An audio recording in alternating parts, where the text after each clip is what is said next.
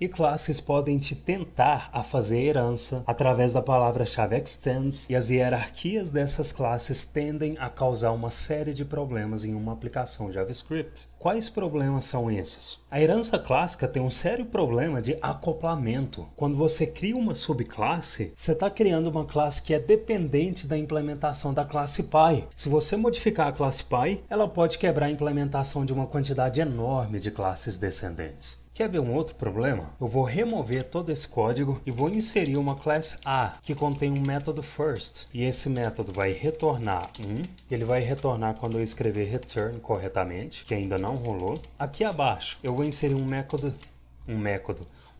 second, e dentro dele eu vou retornar não, e abaixo dessa classe, para eu declarar uma classe B que herda métodos da primeira classe e contém um método só dela, eu vou inserir class B extends A, e dentro da classe eu vou inserir um método third, e dentro dele eu vou retornar 3. Para eu criar um objeto com essa classe B, aqui abaixo eu vou inserir const obj recebe new e a invocação de B. Só que eu não queria que esse objeto tivesse esse método second. Tanto é que o retorno desse método é um não, porque eu não quero herdar ele, não nesse objeto. Só que o fato é que, usando essa herança clássica, eu não tenho a opção de escolher quais métodos dessa classe eu quero herdar. Tanto é que se aqui abaixo eu invocar um console.log, que recebe a invocação de obj.second, como o second existe no prototype do objeto, está aqui o retorno do second. Ou seja, herança clássica é um tipo de herança inflexível por natureza. Eu não tenho a flexibilidade de escolher qual método eu quero que o meu objeto tenha. E novamente, esse é um código simples. Se você pensar a longo prazo em uma aplicação maior, esse problema tende a escalar múltiplas vezes. E como que eu resolvo essa inflexibilidade? Ao invés de criar um objeto usando herança, eu uso composição. Olha só, abaixo do obj,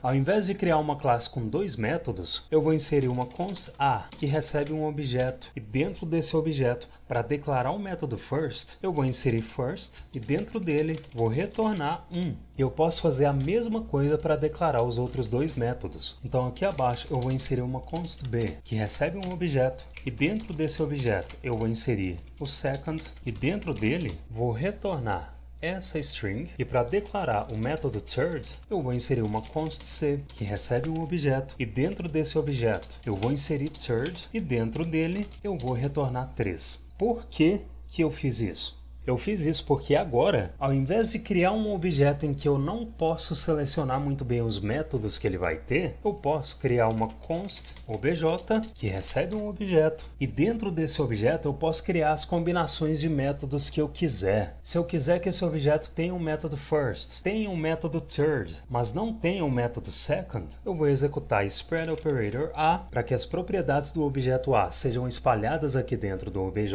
e vou executar spread operator C para espalhar as propriedades do objeto C aqui dentro. Se aqui acima eu comentar essas classes e o obj, e aqui abaixo eu exibir obj no console, eu vejo que o objeto tem os métodos first e third e não tem o método second. E eu posso usar essa técnica para criar objetos com as combinações de métodos que eu quiser. E isso deixa o meu código mais flexível, porque agora eu sou livre para escolher o que realmente eu quero que o meu objeto tenha. E ó, isso aqui é uma das alternativas à herança clássica. Existem várias delas. E essas alternativas tendem a dar mais liberdade e flexibilidade para o código da sua aplicação JavaScript. Essa hierarquia inflexível da herança clássica foi descrita lá atrás, em 2009, no Coders at Work. Esse livro é fantástico. Ele tem entrevistas com 15 programadores que, segundo o autor, são os 15 programadores vivos mais interessantes atualmente. E é nesse livro que o Joe Armstrong, que é o criador do Erlang, fala sobre o Gorilla Banana Problem. Ele fala que o problema com linguagens orientadas a objetos é que elas têm todo um ambiente implícito que elas carregam. Você quer uma banana, mas o que você obtém é a selva inteira e o gorila segurando uma banana. E esse exemplo que eu mostrei de inflexibilidade na herança clássica é um dos exemplos do Gorilla Banana Problem, porque esse objeto tem coisas que eu não queria que ele tivesse, mas que a herança clássica não me dá a opção de não ter.